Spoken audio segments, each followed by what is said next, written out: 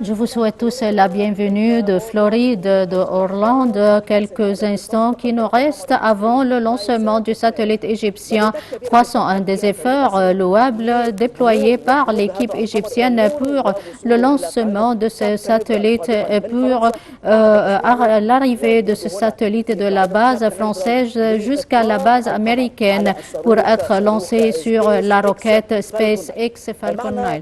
Nous avons le général Hamdi Mounir, le membre délégué de Nilesat. Bienvenue. Vous avez déjà suivi les derniers instants avant de mettre le satellite dans la capsule. Donc, nous voulons savoir les derniers instants que vous avez passés pour le lancement de ce satellite dans son orbite. Grâce à Dieu, le satellite a passé par des conditions très difficiles. Je ne vais pas commencer par l'histoire de la fabrication de ce satellite, mais d'habitude, on transporte le satellite de lieu de son fabrication à travers un hélicoptère spécial fabriqué par l'Ukraine et pour cette raison, comme vous savez, à cause du conflit russo-ukrainien, nous avons utilisé le transport maritime qui a duré pour 19 jours du siège de la fabrication jusqu'à son arrivée à Cap Canaveral. Donc, après son arrivée, j'étais très ravie d'assister à tous les tests finaux de ce satellite. Et après l'arrivée du satellite, on s'assure de son fonctionnement, des opérations nécessaires et grâce à Dieu, nous avons mené ces tests réussis. On est passé à la deuxième phase, on a mis le satellite sur sa base, ça veut dire la base où il va accompagner le satellite dans la capsule de lancement. Jusqu'à cette phase, on a mis la base dans la capsule et grâce à Dieu, toutes les étapes que nous avons adoptées et qui vont être adoptées ultérieurement sont bien faites conformément à l'agenda. Ensuite, nous avons passé au carburant, au fuel du satellite. Le poids du satellite a diminué de 100 grammes parce que les composants du satellite sont devenus minimes. Pour cette raison, j'ai ajouté le 100 kilos sont remplacés par le carburant et nous avons mesuré, pesé le satellite avec le carburant. 9 tonnes, donc ça sera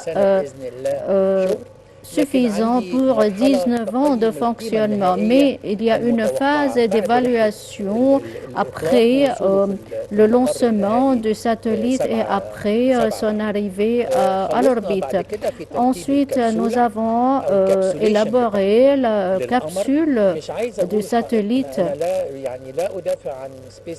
Je ne défends pas SpaceX, mais je peux dire que la technologie adoptée par SpaceX était très sophistiquée et j'étais très ravie de suivre toutes les mesures prises à cet égard.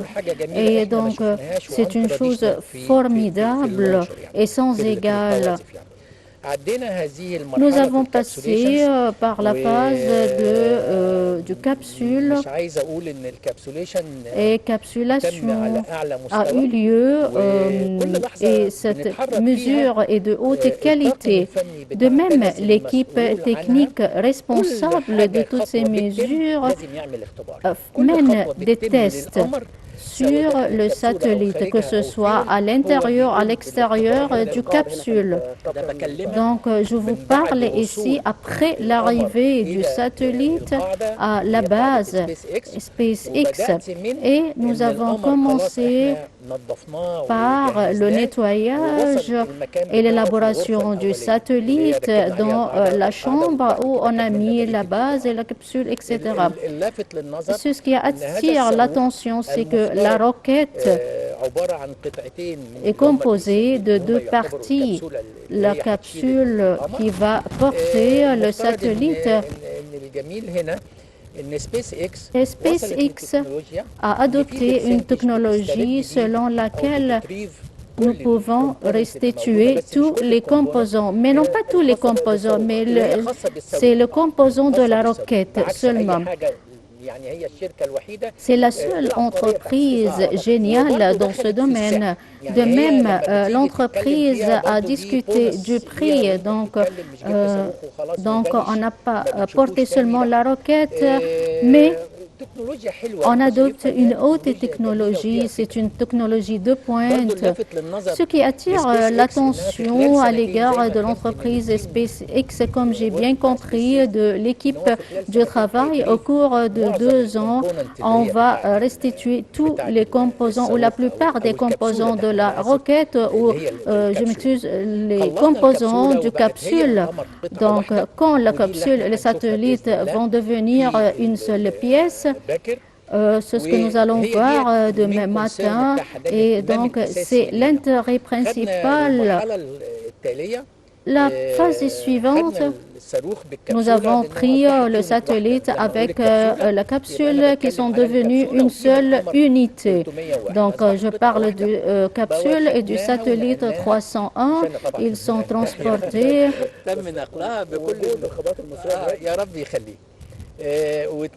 Ils sont transportés vers... Et la roquette et le satellite sont devenus une seule partie. C'est ce qu'on appelle le mariage entre la capsule qui contient le satellite et la roquette du lancement qui passait par une et deux phases. Et donc c'est une très belle chose et c'est une chose formidable de voir la structure du capsule. Le capsule a besoin d'une partie pour le faire descendre, une autre partie pour la faire monter, parce qu'il y a également des ouvertures ou des parties spéciales pour le lancement de la roquette. C'est un mécanisme très simple qui vous permet de faire la combinaison entre ces deux parties. Cela a eu lieu grâce à Dieu, comme j'ai déjà dit. Chaque phase passe par des tests. Le capsule et les roquettes sont devenus une seule partie. Et cette entité a été transportée vers l'emplacement du lancement. Donc, Thales a adopté certaines mesures spéciales. L'entreprise SpaceX a joué son propre rôle et grâce à Dieu, lors du transfert du satellite, c'est un transfert horizontal parce que c'est plus de 50 mètres d'altitude ou de hauteur. Et après le transport du satellite, aujourd'hui, on a élevé, on adopte la forme verticale du satellite. C'est ce qu'il nous reste à faire. Il y a le chargement des batteries. On a fait des tests sur le satellite et maintenant la roquette qui contient le capsule est prête à être lancée demain matin. Ça sera 5h03. Et maintenant, le satellite est prêt à être lancé. Après quelque temps, on va lancer le satellite 301. Donc, avec une explication très simple, parce que je sais que ce sont des informations un peu compliquées pour les téléspectateurs, nous voulons savoir quelles sont les mesures qu'on a adoptées.